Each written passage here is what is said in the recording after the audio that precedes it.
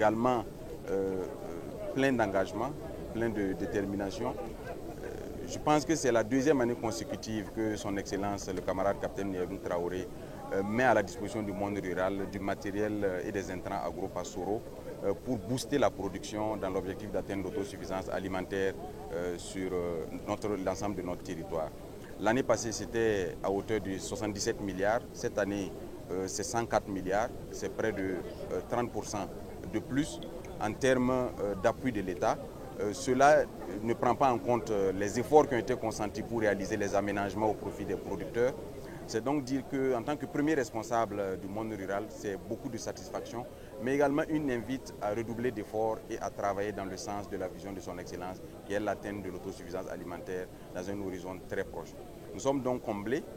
Ce matériel et ces intrants vont permettre à l'ensemble de nos producteurs de pouvoir accroître leurs capacités, de pouvoir améliorer les rendements, de pouvoir réduire la pénibilité du travail des producteurs et à terme de pouvoir avoir de meilleures récoltes en vue de combler les gaps qu'il y a dans les différents produits de consommation au niveau local. Notre ambition, c'est d'être totalement autonome du point de vue alimentaire et de produire suffisamment ce que nous devons manger. C'est donc avec beaucoup de mesures que nous prenons ces efforts qui sont faits à notre profit.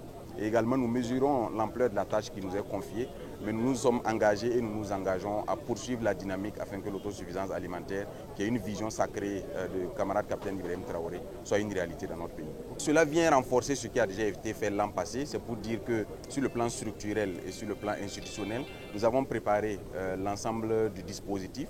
Cela s'est matérialisé par la création des brigades de mécanisation agricole. Dans chaque commune, nous avons pu implanter une brigade de mécanisation agricole.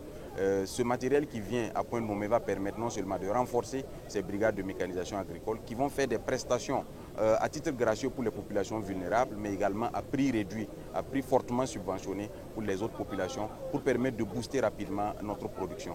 La fertilisation est un déterminant important également pour l'accroissement des rendements sur nos différentes superficies. C'est donc pour cela que l'État consent chaque année des efforts importants pour mettre à la disposition des producteurs des fertilisants minéraux en grande capacité et leur permettre d'atteindre les objectifs. L'an passé, c'était autour de 60 000 tonnes d'engrais qui a été mis à la disposition des producteurs. Cette année, nous sommes montés à 70 000 tonnes d'engrais minéraux, sans compter la fumure organique qui serait également mise à la disposition des producteurs. Cela s'inscrit dans le cadre de la vision de son Excellence, d'améliorer la fertilisation de nos sols, mais également pour un processus de long terme, de renforcer les capacités de la Soubimap, qui est la société burkinabé d'intrants et de matériel agro-pastoraux, pour lui permettre de réduire fortement le coût des engrais pour que ceux qui ne seront pas touchés par le mécanisme de subvention puissent l'être par la réduction du prix à l'achat.